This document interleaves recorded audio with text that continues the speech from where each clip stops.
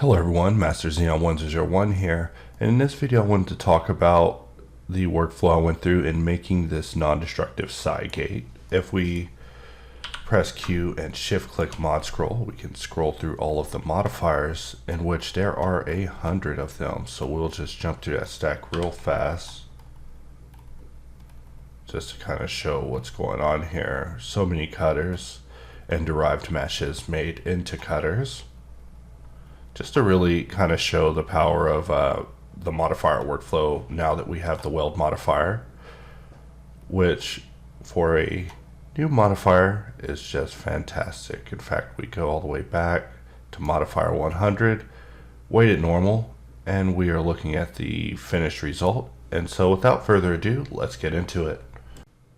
Hello everyone, and welcome to 2020.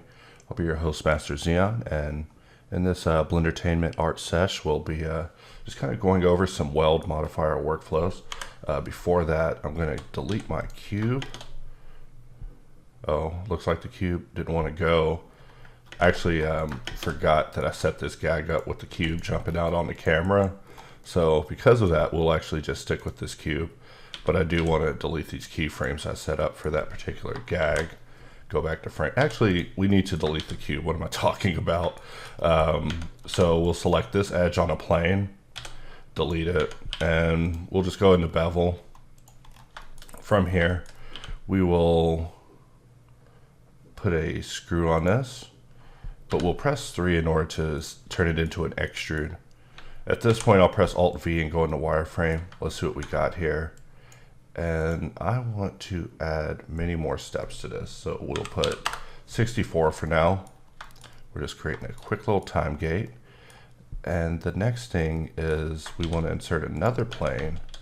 But for this one, we will merge all the points at center and just take that single point and just make our gate here. And the reason I'm doing this is, you know, someone came forth with a support issue for this, and even though I was kind of explaining this as a slightly unpredictable workflow, I managed to repeatedly pull it off over and over in the file, which kind of made it apparent that maybe it's not so unpredictable. Maybe there's some predictable behavior to have here. So we're going to convert this to a curve and then cancel. And our curve's already going in the right direction. We just want to make sure the flow's good. And we'll select this, select the curve, Control P, curve deform. They should deform correctly because they're in the same origin, but the modifier definitely needs a axis picker. You know, we might go back and actually make a axis picker modal for the curve deformation part of the workflow, because it's I always see things that can be refined, and then, you know, we just start talking, beginning a dialogue on it, and then comes the next update. So for this one, I'm going to press Alt W, jump into Hops tool, and we're going to use displace X, but we're going to move it up 1 in the stack. So that way, when we move this dot, it actually moves the curve. And you can see that this is a delicate dance. Definitely.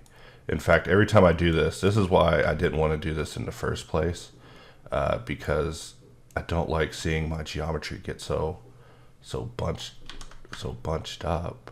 Let's try that again. Got to move the dot ever so gently. I'll check into that popping after this too. So 2020 will be the year of Hops tool, letting you know now. My goal is to turn Hops tool into what we did with boxcutter last year. Also here, I'm going to put another displacement. That way I could push this over. And at this point, we can Alt X mirror using symmetry. I was just talking about how I need these on screen at all time, zoom levels aside. Sometimes they get obscured, and these sort of things are just not acceptable. So here we are. So far so good. We got our gate. We don't have any terrible geometry just getting wasted like we did before, since we shortened the plane right here. Otherwise it just will get messy, so we can't go too far. But right here, nice and good. So the next thing is we probably want to increase the rounding here. So the easiest way to do that is to add more segments to the spin. So we'll just change it to 128 like a Sega Dreamcast. And at this point, let's also hit it with a decimate, just to kind of clean this up a little bit. We got a few broken connections in here, a few terrible broken connections, but I think it'll live. So let's Shift D and then Control A, convert this duplicate to a mesh, tap into edit mode and select what we need. Use circle select and middle mouse button to deselect what we don't need. We'll use Control I to delete everything else, giving us just this loop of the mesh as if it were edited.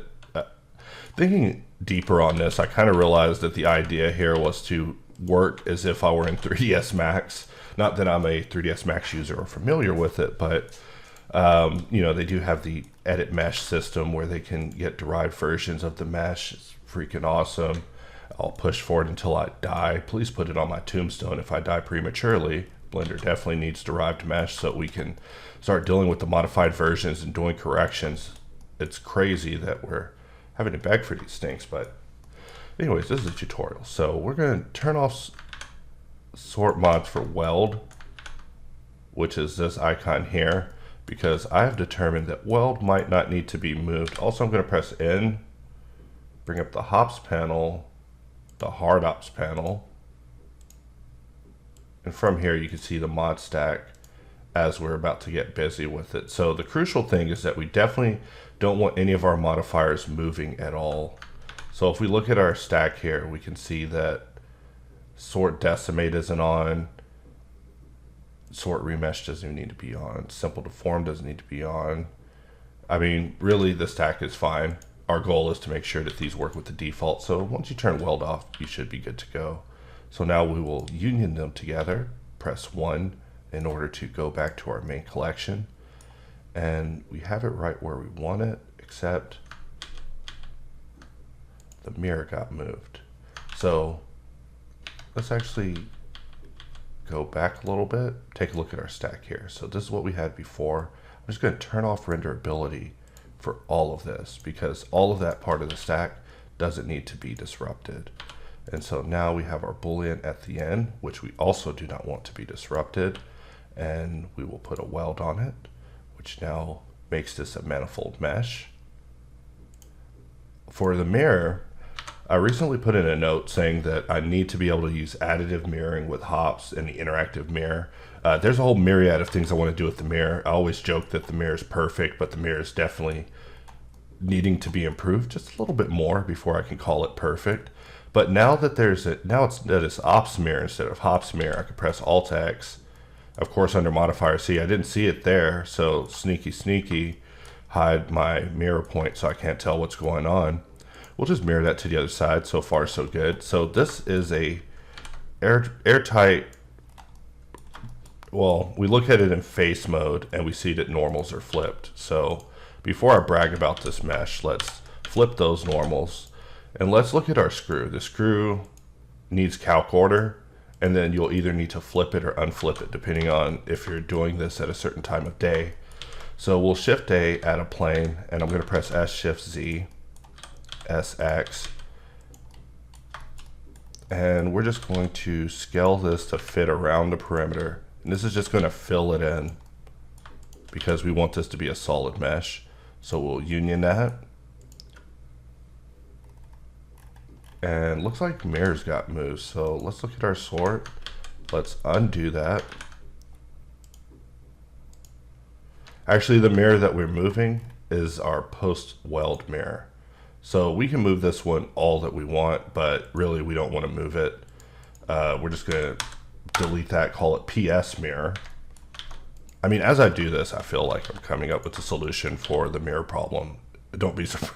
If I solve it, you will just be getting ops mirrors, PS mirrors, mirror, just start doing it via mirror naming. And we definitely don't want to sort our modifiers via naming.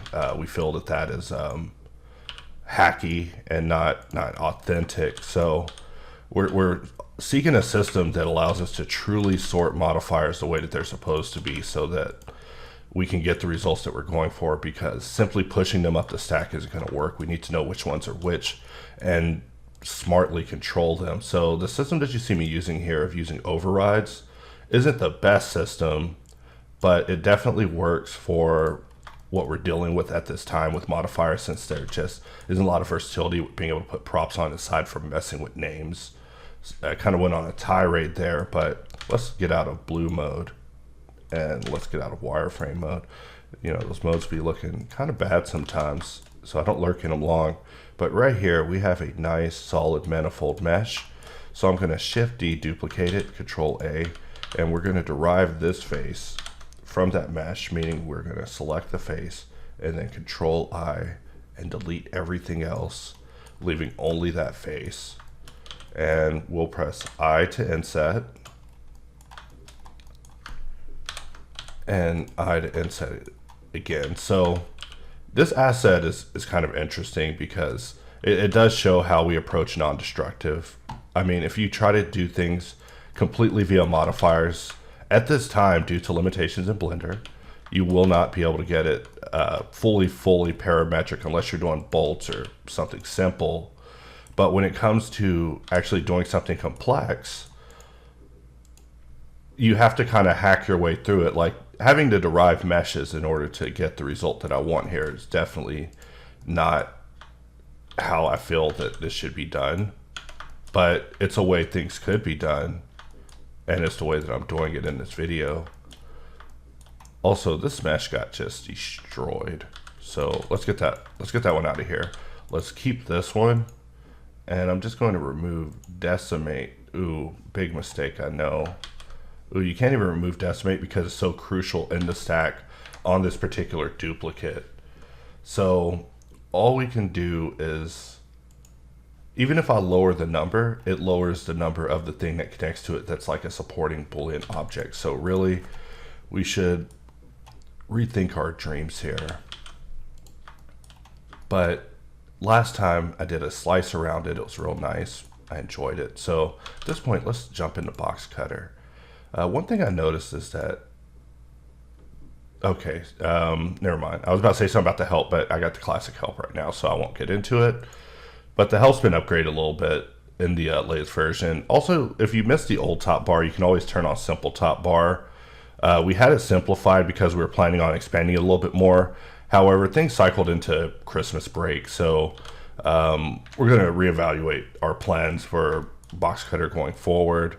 But we still, immediate goals are improvements on the grid and getting it to the level that we wanted at the very beginning. So we're just going to do this cut here. Doesn't look so good, does it? We'll just jump to the auto smooth area, and 30 will do us, right? Also, we're going to need mirror. So right now we have a mirror that is not being sorted, you know, because it's being bypassed. So this mirror will be our good mirror. This mirror will mirror us from here on out, just making sure that we get where we want to go. And really, the destination isn't very far. There's a little bit of cut and, you know, just short work. I should be using hardops, but boxcutter is my habit. You know, it was 2019 was year of the box for me. So all of my efforts as far as product pushing was purely on boxcutter, but this year, bringing it back to hops, not to say that boxcutter is going to be less loved, just that I'm back hops. Kept you waiting, huh? However, you know, that said, hops has never left, you know, to fall into irrelevance. Even our latest update shows that quite a bit can be done under the hood. And even right now, a lot is being discussed. You know, in the last video, I talked about how I'm personally not satisfied with array and radial array and all that. And I would personally like to reapproach those ideas and come up with something that is foolproof, not only for myself, but for you, the users. I mean, if I'm having issues with the tool as the person working on the tool, then yeah, it definitely could use some rethinking. So I'll be the first to admit those sort of things.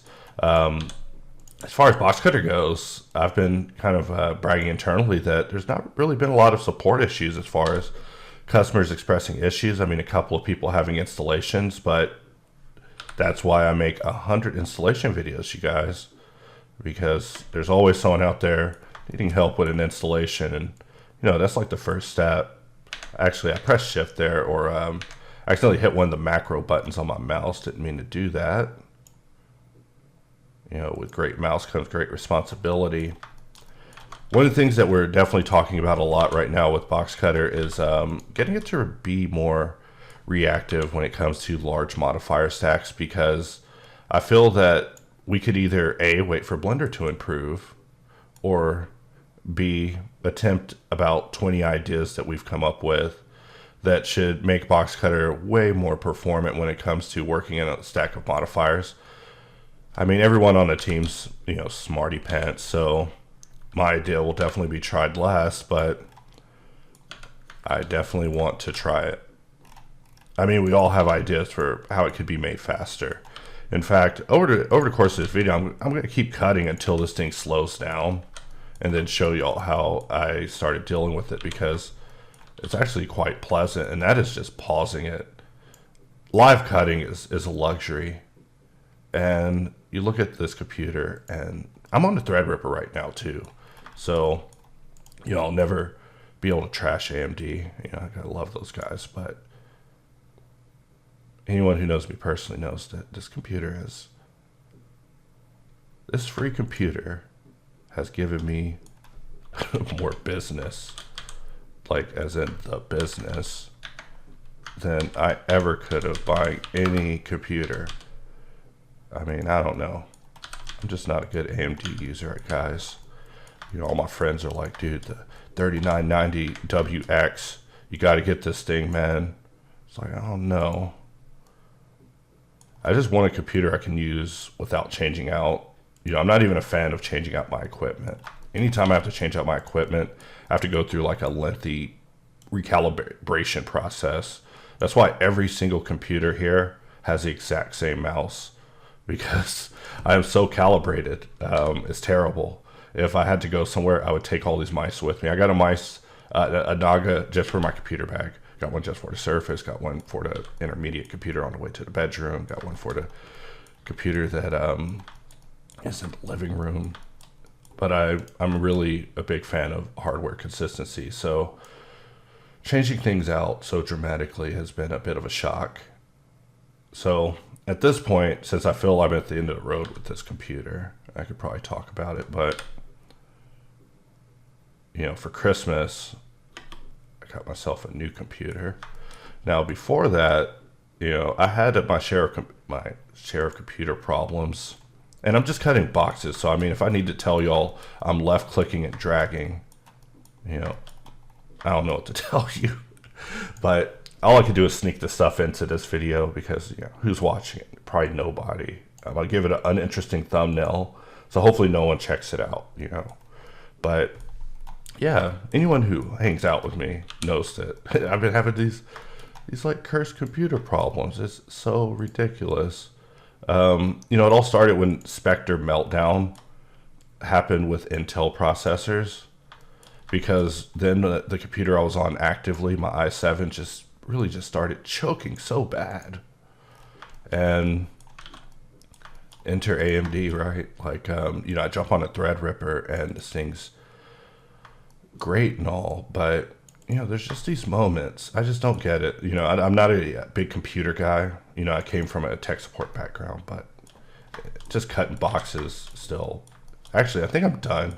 You know, that's crazy things. You just start talking about something and then bam, you're done. Sometimes I'll just be hanging out with the guys talking about box business. We'll all just be cutting boxes. Just look up and it's just like, whoa. I guess we are on the right track here. If everybody's able to cut boxes with skill, it's almost a team requirement now. You're a good box cutter. Holler at your boy. We could use you. But anyways, back to this computer. So, you know, during the 712 release, especially, that computer kind of started having some technical problems. And by technical problems, I mean it would turn off and not turn back on kind of stuff. And keep in mind, this was my main computer replacing my secondary computer. And so it was like really terrible. And I've just been enduring. You know, I can't really say anything. I don't feel like I should. I feel like I'd be me tooing a software company, and I don't want to do that. I love AMD, but this computer doesn't love me. It just doesn't.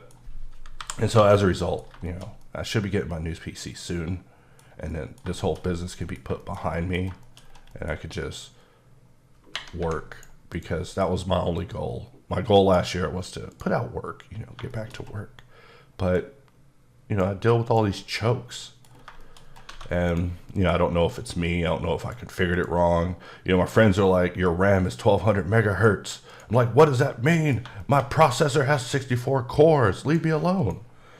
But I'm just, it turns out that I guess all good processors use old RAM or DDR4 and it's 1200 meg. I don't know.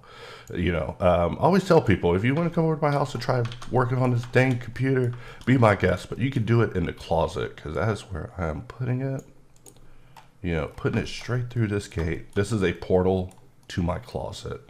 In fact, we look at this thing and so far so good. You know, nothing to write home about. We're just snip, snip, cut, cut. So, you know what I also like trying to do is, you know, I'm on a Threadripper, right? So let's just go all at it, you know? So we'll Shift D, duplicate this, Control A, convert geometry to mesh, and we just want to extract just this area and delete everything else. Keep in mind, this is the same stuff I do on the NUC, but I had to buy the NUC because this computer was just not functioning right during the 7.12 release ad era, which, you know, if anyone's following the Great Box Wars, was a highly competitive time.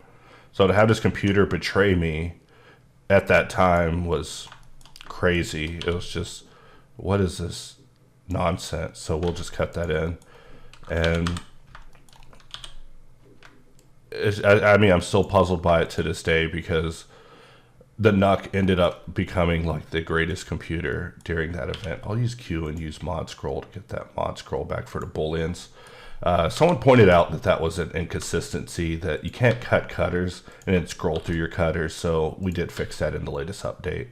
Any other logic inconsistencies, be sure to point it out to us, because I got this really big idea I want to do with the Q menu to maybe come up, you know, me and AR have always worked somewhat independently. You know, he made the pie menu and I made the Q menu, and it's just kind of like living in separate sides of a duplex. But we want to try this idea for a Q panel that would be an alternative to the Q menu as an experiment that would possibly give us a little more versatility. I mean, when you look at a menu is just a list of stuff, and I love this thing. I want it to be a menu. I mean, which we've done and already experimented with, but we definitely want it to be full, and also needs to disappear quickly. You know, when you use the Q menu, click an option, it's gone. You move your mouse, it's gone. It's like a deer, hops deer menu. You know, that's what we'll call it. But anyways, I bought this NUC during the 7.12 release, and that computer ended up saving my bacon in a big way. And so that's the living room kiosk computer, which I've always wanted a kiosk. I love that thing. When it comes to support, sometimes I am not in the computer room, in which I run to that kiosk and deal with support issues, send GIFs, all that stuff. But I'm telling you, the system for dealing with customer issues is sharpened to a fine point. Like I was trying to tell someone about it. Like, I came from a call center background. So when I was working there, they had us using macro software, but you know, I never realized that that software is a pretty good idea just in general to use for other support stuff. I mean, I always laugh that somehow I got out of tech support and now I'm cursed to do software support. Like, I'm just a support guy till the end. Also, shift to live, being kind of weird with bull shapes, but you know, I'll take that up with the chef. Another thing I also want to add is that laser cut was having some inaccuracies when it came. Please, Cube, just get out of there. All right, there we go. So laser cut was having some inaccuracy issues when it came to AccuCut. And, you know, I don't really want people cutting off AccuCut. And the solution really is to apply to scale. And so we discussed a couple of solutions and the amount of effort that they would tell. And so as a result, the box cutter now has an option called apply scale. And it'll just apply scale in AccuCut situations because you should have your scale applied anyways. I feel that the options, wow, this is a crazy looking door. So, you know, before I end this video, let's just, you know, keep talking about some other stuff while I push this computer to the max. I mean, I'm still going to use this computer, but definitely as a main computer, this computer has, I just don't know how to put it, you guys. I've been Me Too'd by a computer. But yeah, during the 712 release, this thing completely just, I had issues where I couldn't get it to boot. It was just nuts. So, you know, I ended up using NUC, and then the NUC turned out to be just crazy reliable. You know, I got it like as a joke, but that computer is no joke. That computer is a waffle box, but it's like the most killer waffle box ever. You know, if AMD made a NUC, I would probably pick that up. In fact, the NUC has the AMD Vega in it, which is a really good GPU for EV, at least. Whenever I first turned it on, I was playing with some EV scenes and was like, wow, this AMD GPU in here is just nuts. And then I put a external 1080 on it. But still, it was a nice start. So we're just going to do a difference because I missed it in the main menu, even though I just saw it. Old habits, you know. So this door is getting more and more unwrappable. But we're just going to scroll through the mods. And I'm not even trying to work fast. It just kind of happens in casual conversation. I mean, I try to chill out with you guys. But if there's any point to get from these videos is that box cutter, you know, it's fast, but it's as fast as you could be. I mean, these systems that we put in place, with every practice session I give it, I find more and more things to shift on the behavioral side. Of course, if you're a super duper pro user and you like tweaking modifiers and moving them up the stack and all that jazz, you could definitely turn off sorting and not deal with bypass. However, you know, once you get it going, it's such a good time. And every release we get closer, sort just gets a little bit smarter. And one day sort will be, you know, final. So we look at our door here and it's like, yeah, you know, it's all right. You know, I guess I'll show my mom. I should stop bringing her up. My mom actually died over the course of developing hardops. Release 0087, I believe. Hassium. So I also have sentimental value in hardops. Anyone who knows me personally knows I'm a memories guy. I keep things for memories. I give people things for memories. When people get rid of things I give them, I consider it discardment of a memory, which is a little more offensive. It's like, you discarded a memory? What if you hit your head? How will you be re-triggered to remember me? Because it won't be through me yelling at you on the hospital bed. Anyways, let's take this, and we're just going to keep deriving over and over. That's what I'm going to call this, is deriving. We definitely want to do some sort of extract mode. However, my criteria is I don't want to see this stuff. I don't want to look at this. Like going in edit mode and selecting faces, that's not what I want to do. I'd rather not have the feature than have it look ugly. Sorry, that's unfortunately me. I mean, when we extract, I want to be able to do it in object mode, but it is something that we're discussing.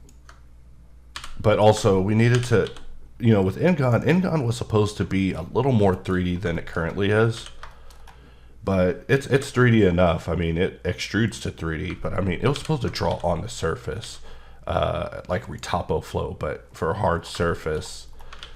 So the prototype idea for that, I still want, you know, we're talking about dreams and looking over the big list of dreams that I had for box cutter, and So many things were annihilated just by accident. Like one of the things I wrote down was that I would like to reevaluate the sharpen C# workflow and come up with a non-destructive version.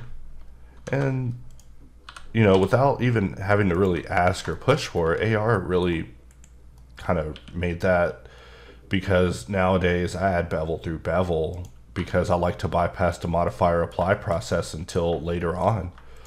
Before we would cut, apply, which isn't a bad way to work by any means. But there is the alternative of cut, and then apply. So I don't think shift to live is working with pause mode.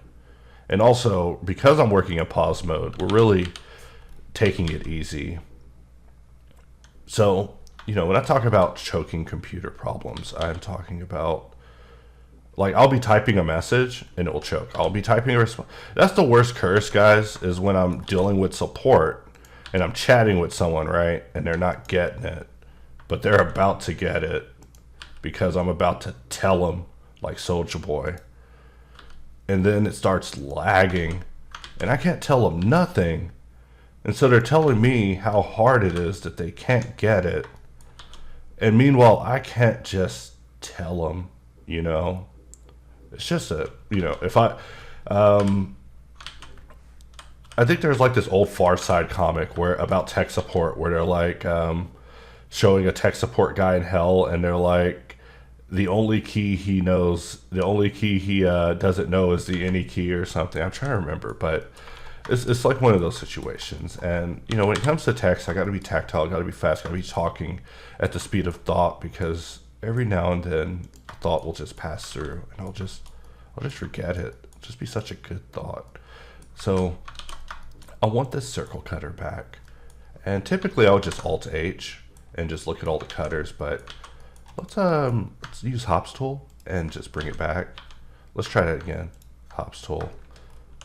For some reason we got all these cutters showing, but I just need to snap my cursor there and come back into object mode. We'll just put a cylinder there. So this video ended up jumping up to like 30 minutes because I started talking about computer stuff. And I really don't plan on talking about any more computer stuff. Like, I only want to talk about how much I love computers, but really I have to keep tight-lipped because I'm getting me too'd by a computer all the time. It's crazy. Sometimes I'm just in the living room all day on the NUC. It's just delicious. But, you know, you want to fight, you know, come up to me on the street. Let's talk about AMD. No, I'm kidding. But I do take the work that is being done very seriously. And the time frames that I operate on are terrible. You can ask anyone who works with me. Like, when I ask for stuff, I mean for it. Probably previous to me actually bringing it up, I'm going to press A. I'm going to press A again. So that way I can get both of these cutters. You know, sometimes I never use these modal hotkeys. I'm just terrible, but they're there and they're great. So we're going to take this and just union, and we'll take this and just difference. All right, so we'll rotate it like a safe. You know what? We'll use it again. Test our luck there. Bet you won't do that again. Tell them. So, you know, happy 2020, everyone. I've been hesitant to say the year because I always say the wrong year and write it down for like the first 6 months of the year. But wow, this door is going up on Patreon. So I hope you guys like doors. So, you know what would also be nice is let's derive some more. And we're just going to go in edit mode. But imagine if we could derive as a thing, you know, in Blender, on a Blender level. You know, a lot of the stuff that we try to solve is stuff that I feel should probably be solved Blender level. Like, S-sharpen, should it even exist? You know, S-sharpen is only an answer to the mystery of, after you select your sharps, when you use select sharps, what do you do with them? Because I looked at the option, and the option's great, I love it. But it's like, what do you do with it next? I mean, the answer is anything you want, but if Blender just that's the only difference, is you just take the angle and you mark it. But, you know, such things are heavy-handed, so you can't just be pushing such things. But also part of the idea of unifying sharpen was, you know, if we were to unify the idea into just one tool so compactly that Blender would just be able to take it and make it a thing, how will we make that look? Because we see all sorts of good ideas get merged into Blender all the time, and it's just fantastic. And you know, anything of us that made it in, like, I mean, especially the mirror, I definitely want to perfect the mirror, and then one day that just become the standard. It means we won the mirror game. It also means that you'll be able to mirror just right every time. So, you know, it still has a small road left for it, but it's something I'm always thinking about. We'll convert that to a curve, mirror it to the other side. And these are, you know, power conduits, just so our gate has the power. You know, do we probably need some conduits down there? Probably not, but, you know, we'll shift the geometry to mesh, and we'll grab this right here. And so the new computer I'm getting is a box. I was recommended them by someone, also they're local.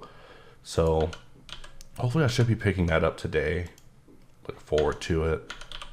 Well, S sharp, now it looks logical, but you know, the solidify came up through the inside out though. So we gotta extrude that right, and then we can bevel it. What are, you know what, bevel A. So A, I hope people try out A with bevel, because A will shift your, especially in the angle workflow, it'll shift your bevel from, I need to actually set solidify to be only rim, or yeah, only rim, and then I can give this nice rounding. It's because there's another one on the inside being caught, and I was being silly there. Sorry, I should really get myself together. But I wanted to just knock this gate out before I jumped back into doing this hops content. But like I said, I'm working on some hops content just to you know, get people acquainted with the fundamentals for this new year, for this new version. You know, I don't want people writing me saying, hey, these videos are out of date, because I know for a fact that at the time I was doing, like, say, modeling a robot foot or a solenoid, I was definitely working non-destructively, and we didn't change a lot in the sauce there. So all right, got to stop pressing these macro buttons on this mouse. What can I say? I got lumberjack thumbs, but my girlfriend likes it. Oh, so continuing on.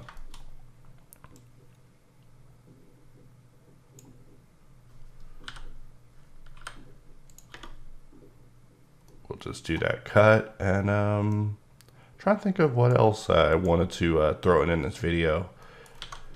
I think I just wanted to get in, just make a gate, tell you all about my computer situation for this new year, and wrap up this video. Just let y'all know that my goal is to, you know, I got a bit of work on my plate, but once that's out the way, I got some plans. 2020, the year of Hops Tool. In fact, I didn't even use Hops Tool this video because boxcutter just, I mean, look at this area. This area, so blank. Boxcutter, he's there for you. Fade was one of the things that really was kind of fought over internally, because AR hates flare. He just wants performance and speed and no flare. He's like, stop messing around, you guys.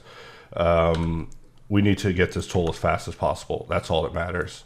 It's like, well, a little bit of fade will help, dude. We got to make sure that our drawing is more unique, because a lot of people are drawing like us now. I mean, not the same colors, but definitely drawing. So that was part of where fade came from. There's a whole chain of thoughts associated with that I'd like to execute someday, as far as hops having a more ESPN style approach for it with this tools. But you know, the only way that would work is if we get the performance and behaviors just right, because that was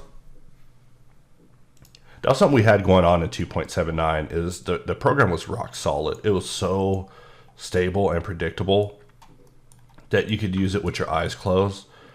And right here I received another error for screw keeping lattice. Not a big deal, not a game stopper, but very interesting. You know, while this error happens, I want to point out that in the last release, a lot of care was put into making sure that when an error comes up, you just keep working. It doesn't mean anything. It means less, I guess. You know, you still don't want errors. And we're only getting this error because of pause, and a hot fix will be getting issued very shortly to get that fixed. No doubt about it. But I just want to show that when an error comes up, I'm able to just keep working. And that was the main thing that I emphasized was, you know, we got to make sure that we're not stopping users at all. You know, if people are having to exit the program or make a new file or any sort of like funky stuff, that is unacceptable. And we have to deal with that. So I do like the idea of running hops as a organizational thing and maintaining standards, because we definitely have a very strict quality quota that we try to stick to. And so when a release comes out and there's bugs, we're on it. You know, the team is self-convicted because they know this thing is taking care of their whole lives. So we must take care of it. We must take care of our users, because it's the users that have made us. But looking at this now at the end, I would say that's a gate, guys. That is a gate. So I'm outie on this. I will be back in my next videos.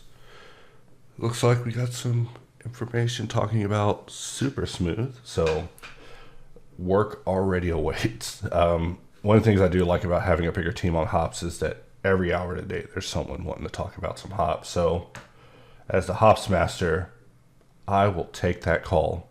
So I hope this year is a great year for everyone. I hope everyone continues to, you know, grow in their own way, as well as, you know, hopefully use us, try using us, continue using us, at least give us a shot, because, you know, every comment about there being a learning curve or it being hard, you know, or things that I take to heart. Also, let's texture this thing. So one idea that I have in mind is I want to make hops tool capable of shading.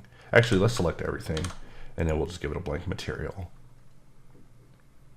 Will it crash? I haven't even saved this file. That's how confident I am in 2.8. Confident enough, I don't even have to save.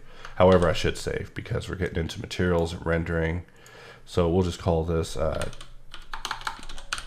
test gate 2. Doesn't matter. Test gate 2. And let's look at our rendered mode. So there's a bit of a hang there. Why is this hang happening? Stop hang. Dang, is the whole computer hanging?